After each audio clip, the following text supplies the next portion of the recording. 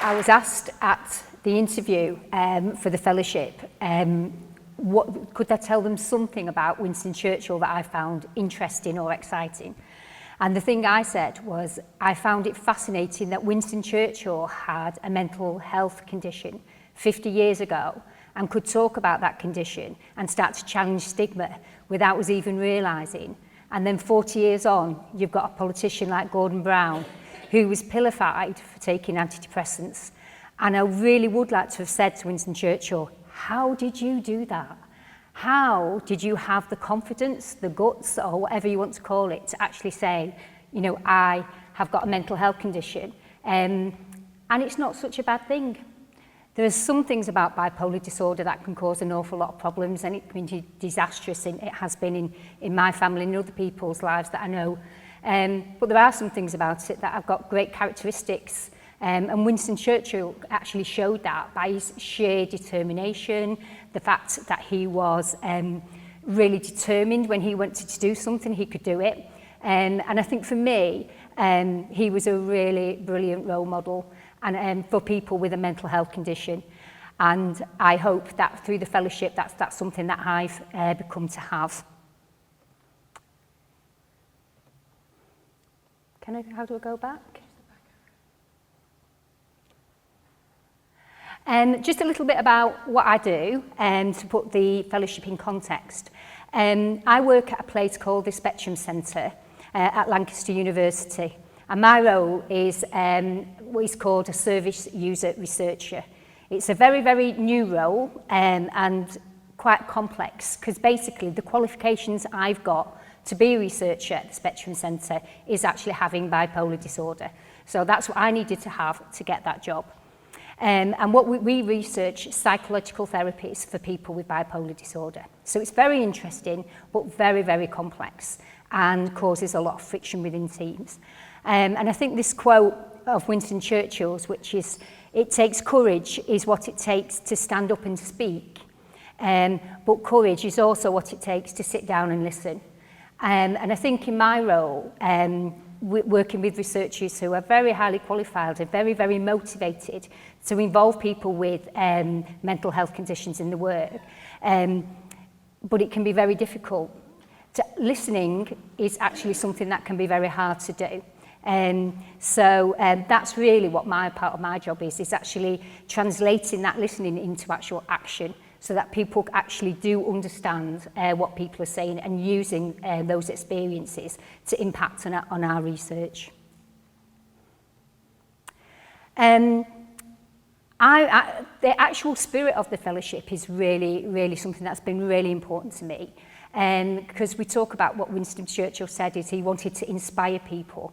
And I think I'm a living example, really, of somebody that has actually been inspired through the fellowship. The very fact that a group of people who didn't know me at all, didn't get any references from employers, from friends or what have you, were courageous enough to give somebody with a mental health condition money to travel abroad, it's actually truly inspiring. And when we talk about making a difference, which is what every single one of us fellows want to do, we really want to make a difference. The actual day I got offered the fellowship and I went to the support group that I run in Stockport and told people, that started to make a difference.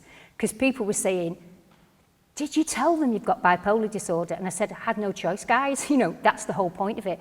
And they were like, they just couldn't believe it. And I think that was, for me, how you can measure sometimes the impact of these fellowships is quite difficult. Because if I'd gone to America and Canada and, you know, sat with my toes in the sand and in the sea or what have you, it still would have made a difference, because people were inspired by the fact that the fellowship had the guts and the confidence to invest in me.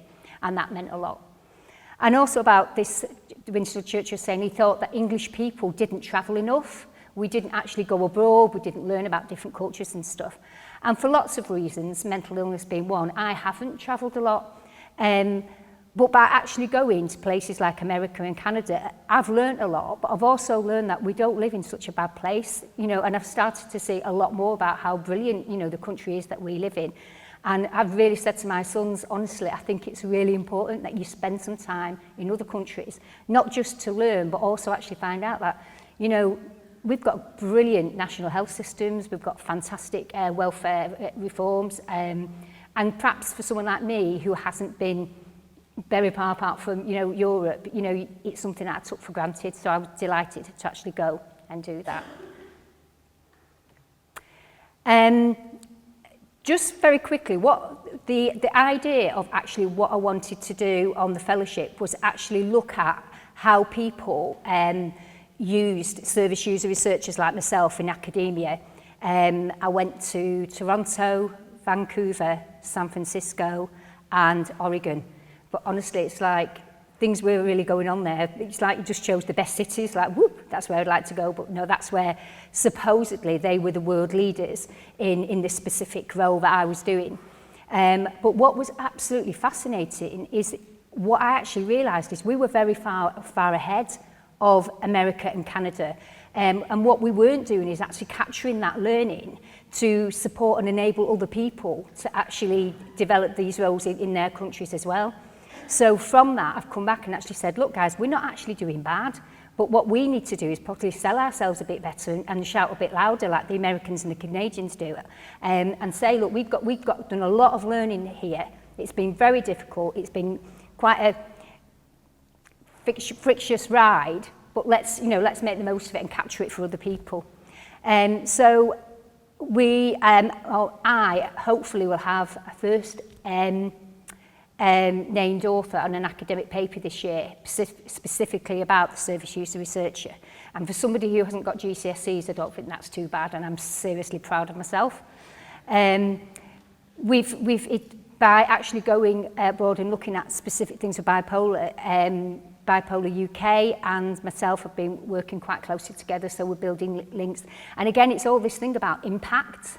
You know, how this fellowship started off as being about a service user role, but has become much, much bigger, and for me, much more important. It's given people hope, it's been an inspiration, and I'll have to polish this actual quote up, but this was one that was actually given to me the other day from a guy in the group, and it is polished. He said, Rita, you've made me realise that sitting on my backside got me nowhere. And I thought that was amazing. I thought, I've not actually done anything. I've never told him, go and get some education, go and get yourself a job. He's just watched, and I'm really, really proud. I'm proud of him, and I'm proud of being able to have that kind of impact on somebody's life. Also, through going to America and Canada, I've been asked to join. It's supposed to be prestigious, but I don't know yet because I've not been involved much. An international service user researcher network, which will be amazing. And the positive role model, I think, as I said, on day one, I actually sent a card to the fellowship and said, if I do nothing else, the fact that you trusted in me and had the confidence to believe in me has been a massive impact. And I think it's taught me to be brave, because when it was suggested to me by somebody to apply for the fellowship, I was like, what? Not for people like me. But luckily I had a look on the website and the videos were brilliant. You know, when people say it's for everybody, and the fellowship really is about everybody. There isn't that status thing at all. And that was really lucky for me that those people were on the website, because I thought, if you can do it, I can do it. So actually be brave and apply in and give it a go and start believing in myself a bit more. And really, it is a work in progress. It's about spreading the word, really, and it was great. We had a service user research conference last week, and Izzy from the fellowship came down to see it, because, you know, like the previous speaker said, we want to prove, you know, that we're doing our bit, you know, that we haven't took the money and run, and that we actually really are putting this into practice. And it was absolutely amazing to be able to, for Izzy to come to the conference and see all these people that have been inspired by the work that we do. And the conference was a big part of that. So, thank you.